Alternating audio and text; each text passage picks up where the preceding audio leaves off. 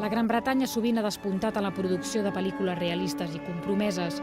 Cineastes com Ken Loach, Stephen Frears o Mike Leigh van impulsar l'aparició d'un cinema de caire realista conegut com a cinema social britànic.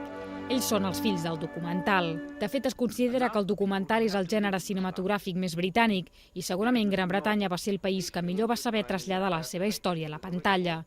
El documental britànic és el protagonista al cicle God Save the Dog, que ha preparat la Filmoteca conjuntament amb el British Film Institute i que vol reflectir la importància que aquest gènere cinematogràfic va tenir per la cultura de la Gran Bretanya.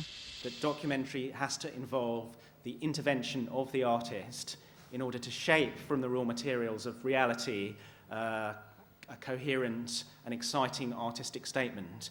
So that was the first aspect of the documentary movement's mission. But it was very much married to another aspect, and this was that this artistic interpretation of reality should be married to a social purpose. This is what Mrs. Hill has to say. La selecció de documentals abarca des de principis del segle XX fins a finals dels anys 80. En aquest repàs no falten les peces de caire més periodístic, films finançats amb les arques públiques que van formar el sòlid moviment documental dels anys 30.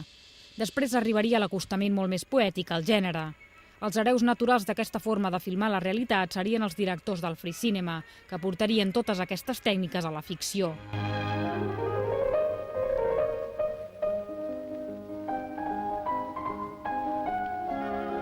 El cicle també comptarà amb l'assistència de Michael Grisby, un cineasta que, segons Patrick Russell, encarna per si sol el documental britànic. Ell serà present el divendres 23 de maig per mantenir un col·loqui amb el públic que assisteixi a les projeccions de dos dels seus treballs més destacats.